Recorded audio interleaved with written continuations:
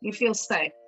That's probably the biggest factor that I've found is that I feel safer. Even my friends that I have here, I have a couple of South African friends. We all feel the same way. I'm Dr. Shamini Blanche, ex-corporate and academia girl, turned CEO and board member of several companies and mother of 4 little extraordinary kids. But it wasn't that long ago that I lacked the confidence, the know-how, and the time to focus on designing and really going after the life that I so wanted to live. A life of freedom, of fairness, and of being fair dinkum to who I really was and what I wanted to get out of this fleeting time that we have on Mother Earth. Fast forward to many lessons learned and moving halfway around the world to the most amazing country, you'll see the life that I now live. One that gives me more safety and freedom than I ever thought would be possible, and that really only existed as a daydream while I was living in South Africa. I created Shamini TV to give you true spot advice on how you can also live a life in this amazing country, and so that you can see how another couple like us now live in Australia with 4 little kids here in Down Under. And I'll be providing you with step-by-step strategies so that you can make your Aussie dream a reality too. If you're a keen future Aussie who's looking to create a life that excites you and offers you safety, freedom, and opportunity, you have come to the right place, my friend. Welcome aboard.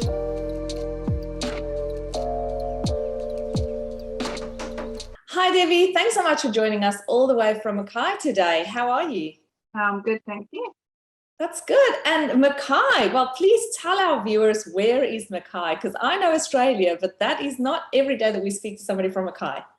Well, it's pretty much close as you're going to get really to the Barrier Reef. There's a lot of islands around here. It is essentially a mining town, but yeah, it's just about a couple 4 hours south of Townsville. And did you come from South Africa directly to Mackay? A bit of a mix. I was still had my house in South Africa, and I was working like 4 to 6 months at a time in the UK and going back to South Africa. And then on one of my holidays when I came here to see my brother and my mum and them in Brisbane, I was introduced by my friend from high school who lives in Brisbane to someone here. So I started dating. So you started dating? I started dating someone here. Yeah. And they happen to live in Mackay. Yeah. Right. Okay. And did you then come on your own visa, or tell us about your journey to Australia? I initially came on a visitor's visa, and then when we spoke to the ME agents, they suggested doing a de facto. So because I would live in, so they said that we went through a few options. Mm-hmm. And being able to work immediately, we did the de facto. Yeah. But we could have done other routes as well. It would have just taken a lot more organizational effort. So is your partner Australian citizen? Yes, he's been here 21 years. He's actually an ex-Zimbabwean. Yeah. He's actually, sorry, what? Ex-Zimbabwean. Okay, ex-Zimbabwean. All right. So he's got your roots, and you guys understand each other well in terms of, history and where we all come from. Yeah. So did he? So I'm just trying to work out. So he came after school, I'm assuming, and started working here, or did he come with his family, or what's his? No, he came with his family. When their children were still little. Yeah, and then he was divorced about 11 years ago. Right. And how have you been finding Australia? Very much when I initially came here, there's a few different things with Mackay, which I can get into later. But when I first came here, I just slotted in immediately into the lifestyle. After having lived and worked in the UK for months at a time, I felt much more at home here. Additionally, the size of properties being bigger and that sort of thing just clicked with me. I think, and I was from near Durban, so we already had the humidity and everything, but yeah, it is very humid. So there's a very much a similarity with sugar cane here and everything. So it's very similar to KwaZulu-Natal on the coast. Yes, I have been to Mackay, fortunately, and So it was it fine. is humid. I felt quite at home here when I got here. That's great. That's great. And that was COVID, just before COVID? That was 2020, April. So COVID had already happened. Okay. Yeah, I got out in the nick of time and I managed to get here, yeah. Did you have to isolate Because I'd already then? met my partner beforehand, and then we had to make a decision quickly. Do I come here and stay, or do I just wait? And he said, I can see this trouble coming. We're going to have to be stuck for a while if we don't get here now. You were very clever, because a lot of people have been struggling, as you will know. Yeah. After that. Yeah. So do you now have permanent residency? I'm just waiting, actually. Funny enough, I was just talking to someone about it now. I'm literally the 8th of April, I've been here 2 years, and that was the stipulation with my visa, that I had to be in the relationship at least for 2 years, or the combination of being in Australia in Australia physically for 2 years before I can get my permanent residency on the de facto visa. Yeah. And so we've just passed those 2 years. Yeah, so I'm still waiting to hear from them, from Home Affairs. And interest in going back to South Africa permanently or not? No. I do have my two grown-up twins there, 25, and my dad, but I don't think so. Okay. Now tell me about your job. What do you do for work, since you've been working in the UK as well? Well, interestingly enough, that isn't my career. I was an interior designer, but when I was struggling, it was getting a bit difficult in South Africa at the time, so I decided to follow a couple of my friends and go and do care work in the UK, which paid really well. And because you lived in there, you didn't actually have very many expenses. Then when I came here, I had to make a decision. But Mackay isn't the biggest town, so there's not a lot of opportunity in interior design, and I wanted to start working as soon as possible. And just by fluke, don't know how, I went to one of the colleges to inquire about doing a certificate 3 in care here, I thought it would be the quickest way to start getting some money in here. And they said to me, oh, you qualify, you can do this certificate for nothing. Basically, it was valued at $3,000, and I just had to pay my $90 admin fee, and I did the 6-month certificate. and I ended up going into disability, doing a certificate in disability support work. That's amazing. And Yeah. was that because you were on a visa? Like, why did you only have to pay that money? Because it seems to me like a lot of the visas have various pros and cons to them, and the de facto visa appears to be one that you get quite a lot of benefits. You literally, there's no segregation or there's no rules that you can work. You're fully allowed to work. You're on Medicare immediately, and they offer you obviously incentives in terms of studying. That's great. And so that's disability in DIS? Well, I'm working for an independent charity company, and so I basically work in soul houses, which just support independent living. So we have a few participants in a house, or sometimes only one, depending on the participant, and you basically go there every day and do work, but you have shift times. Okay. And are you finding it okay? What benefits from this over having been a support worker in the UK? The difference here is that I can go home every day, whereas there you were living in someone else's house unless you were working in a care home. So I found this far more closer to everyday life that you would be, used to. And the pay is not bad. Mm, mm. There's quite a bit of work in disability sector, isn't it? You'd be able to find something pretty quick, I would assume, So, elsewhere. yeah, as a casual initially, which is what you normally are employed on initially, it's $36 an hour. And then when you go on to permanent part-time, which means you get your 5 weeks leave and your sick leave, etc., you go down to about $30 and a few cents an hour. It's good. Yeah. And how have you been finding living in Australia? There's a few things that I found a little bit hard initially. I had been introduced to them before when I came to visit my family. There's a lot more rules and regulations, and everyone's a lot more parat, as you would call it. So that's taken a little bit of getting used to, not having quite the same freedom as we did in Africa. I find it area dependent because my family live in Brisbane.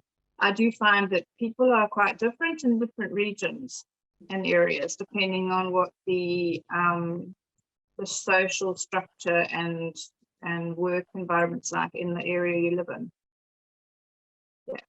Yeah. I found Brisbane, especially in the western suburbs, where they are a lot more like what I was used to in South Africa, because I lived in Hillcrest, just inland from Durban. Okay. And Mackay, do you think that that's different? Is it more like a regional town? I know it's a regional town. To a point. It's also a cultural thing here that's different because you've got a mining industry and a mining mindset. So it's a little bit different from that point of view. I had struggled a little bit to find like-minded people. I have started putting out more effort into getting involved in social groups on Facebook, like going out the out and about groups or hiking groups and stuff like that. And how about your children? Were they interested in coming over? Sorry, I couldn't hear. Your children, are they interested in coming over? They did make sounds about it, but I think being in the age they are, and in Johannesburg and Pretoria, they are sort of very involved with their social life and their jobs, and the jobs are not sort of a threat at this stage. My son did struggle. He has not been able to get into sports management, which is what he studied there, his degree. So he's had to diversify there, which I found quite sad. Whereas here, he would just fly because there's so many sport clubs, and he would be able to get here in the UK, obviously, but he's just not ready to take that step yet. My daughter May, her boyfriend, our partner, has just finished his master's in environmental science, and it is one of both her and her graphic design are on the critical list. So if he can't get a job there, they will probably make inquiries here. Yes, they're definitely on the list. So yeah. I'm sure you're talking to them regularly and telling them all of this information. Yes, I am. Look, I've tried, but it gets to a point when, they don't want to hear too much anymore. So you just have to let them make their own choices. Yeah, true. And you know what? It's hard because I know the opportunities they have here. I mean, they're huge. They would fly. They would absolutely fly here. And what do you miss the most about South Africa? My friends and family, for one. And possibly, I'm quite an outdoors person, so I can't speak for other areas in Australia. For me here, I found it really hard because it's extremely humid. I've never felt such humidity, and so anything outdoors, you're literally dripping. Most people live in air conditioning all the time, so that I've struggled a bit in terms of summer, which winter here is very, very, very short. So right now I'm happy as anything because I can get on my bicycle and I'm not wet through. But so that's that I found difficult. What else? I think that's the most difficult thing I've actually found. in Australia.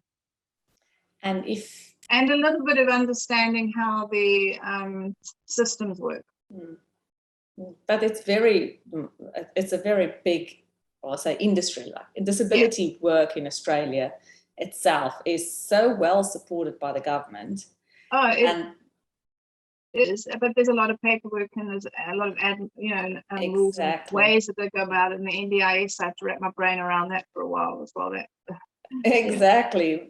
It's so well supported and there's so much resources going towards it, but everybody needs to have a certificate for anything. And if you want to tick a paper, you need to have a paper to show you can tick a paper. And so it's, and also I was inquiring the other day with someone who's doing a certificate 4 in the same area, support work disability, and it's not difficult. She quoted about $200. So I think once you've done the one certificate, getting to the other is not that complicated and it's not that expensive. But I haven't really gone into finding out about that right now. Mm-hmm. And our viewers watching this thinking, I'm trying to get to Australia, I'm considering going. What advice would you give? I would say, more yes than no. I found it's slightly maybe different for me because I was living on my own in South Africa, and I found the fear factor became a big issue. I had a little bit of getting used to it in the UK, just knowing that you can walk down the street, you can go even when it's dark and walk, and you feel safe. That's probably the biggest factor that I've found is that I feel safer. Even my friends that I have here, I have a couple of South African friends, we all feel the same way. There's no fences in the front yards. You can, people hand things in if you leave them behind, and in restaurants, the toilets and phones and things. And so from that point of view, I've become very, it's like going back to the old days of what I grew up with, where you feel safe and you know that your future is more secure. Definitely. Yeah. Especially at the age group that I was moving. Well, sometimes it's not straightforward. Sometimes you've got to jump through a number of hoops and make a few changes, and like you've done, maybe start studying something from scratch almost again. But in the end, hopefully you feel that it's been worth it for you, and that Australia has provided you an opportunity. It definitely has provided an opportunity. What I do find most hard is not having enough people. Yeah. Well, hopefully we can get some of your people, like your own blood, coming over. Fingers crossed. Yeah. I mean, I know it's not everything, but again, it's age related, because if you're younger, you will socialize and be in a different area of getting to know people in schools and children. You make a lot of your friends through that, but when you're older, it's a little bit harder. You've got to actually put yourself out more. Yeah, it is hard. And as you say, when you are in certain structures like schooling, you just automatically meet people your age.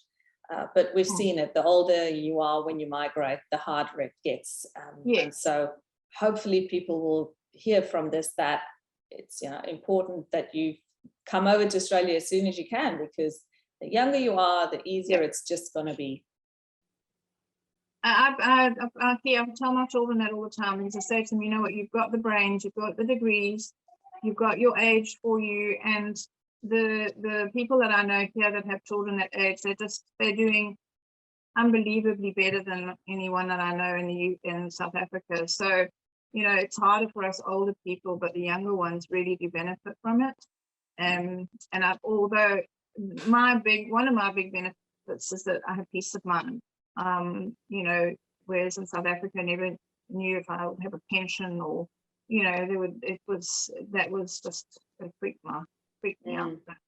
I'm just not a very good financial coper. I don't do for financial stress. So for me, that was definitely a plus point. Awesome. Thank you so much for sharing your story with us, Debbie. It's been great to hear how you have settled into the Australian way.